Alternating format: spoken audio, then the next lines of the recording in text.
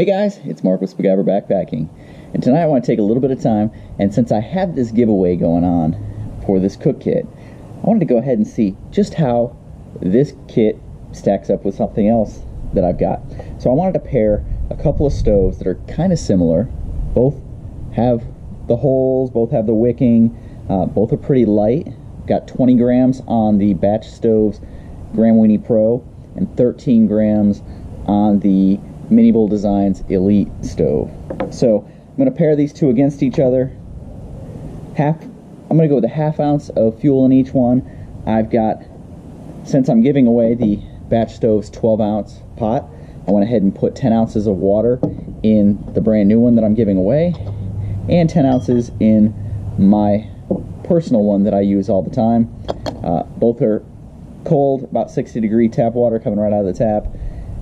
So ½ ounce of fuel in there, put these on, get them going at the same time, and let's do a little head-to-head and see how they stack up. Okay, so both of these stoves have 15 milliliters or a ½ ounce of heat in them. I've wetted both of the wicks with heat, so I'm going to go ahead and light both of them and let them come to a bloom, and then we will put the pots on once we have a bloom on both of them and they're nice and ready to go. We'll get them going.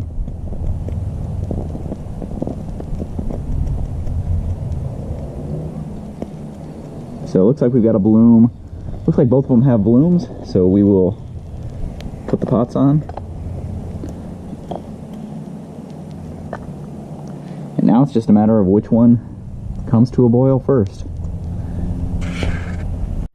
Now I will say this is not an extremely scientific test. I'm not running a stopwatch, I'm not timing them. I just wanted to see, compare these two. I know that the Elite is a pretty good performing stove, so I wanted to see how this one, the Batchstovez Gram Weenie Pro, stacks up with it. And since I'm giving it away, I figure why not test it before I give it away and see how it works. So that's what we're doing. Here you can again see the condensation on the side, and it's dripping down and creating the burn down there on the carbon felt that I've got as the barrier at the bottom. And you don't see the same thing on the Batchstovez one. So right there, that's a plus for me on this one for taking it out in the woods. That dripping is not something that you want to see, especially if you're placing this down somewhere where there's a bunch of dry brush or anything. So something to keep in mind if you're using the Elite. Okay, so that was a little bit surprising. So both of them, while they were very, very close, both of them had bubbles in the pots, so they were getting close. Neither one of them brought 10 ounces of water to a boil. Okay, so the last test didn't go quite the way that I had expected it to. And so what I'm going to do is I'm going to go ahead and load both of the stoves up with 1 ounce of fuel. I have 10 ounces of water in each of the pots, both directly out of the tap and both the same temperature. I'm not going to use anything under the stove since I'm on this surface, the glass surface. I'm not too worried about the glass burning. And then I'm going to use the windscreens again, and let's see how they do with 1 ounce. And I also will wet the wicks on both of them to get them to a bloom quicker. So let's get them set up and we'll do this. Okay, so we have the wicks saturated on both of them with heat. We've got 1 ounce in each one, so we're going to go ahead and light them up, let them come to a bloom. And yeah, I've got a little bit of fuel here on the table, but it's going to burn off and it's not going to be a problem. So as soon as they start coming to a bloom, we'll go ahead and get the water on. And it looks like the Elite is, and right now there we go, they're both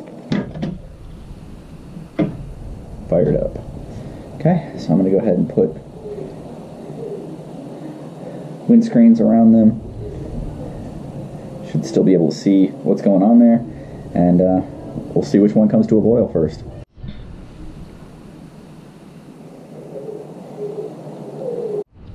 From this view, you can see just how much the flames are licking up the sides of both of the pots.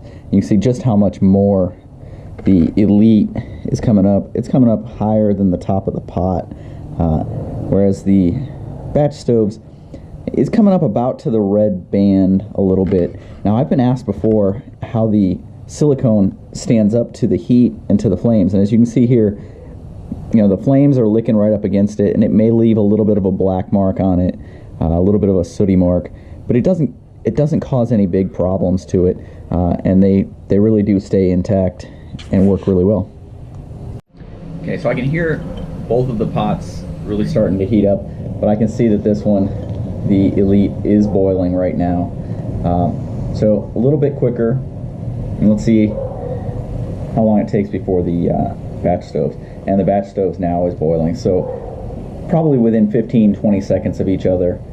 Let's just see how long the two of them burn for.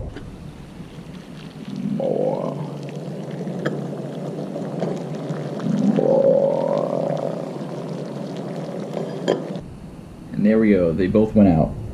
So it was about a minute, maybe a little over a minute longer than the Elite for the Batch Stoves, and you know, both did the job. About 10 ounces of pretty cold water in both of these, and both of them were able to bring it to a pretty easy boil on the 1 ounce and still had quite a bit to go.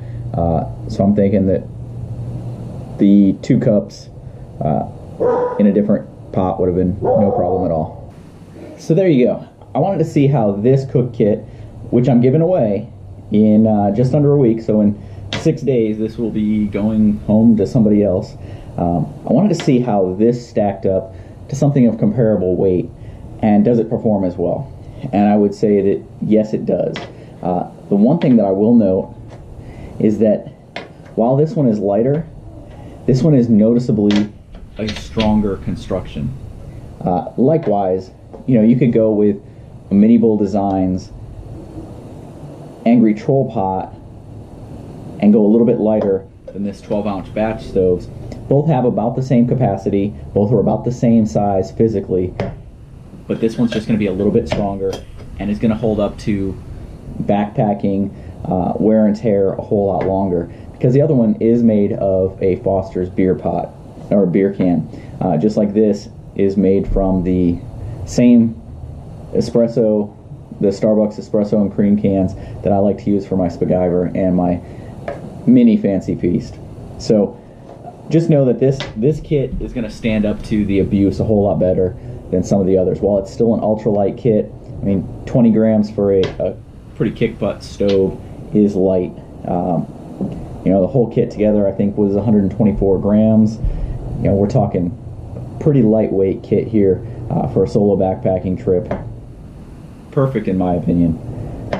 Anyway guys, get out there, hit the trails, go have some fun, explore, experiment, see what's going on, and have some adventure.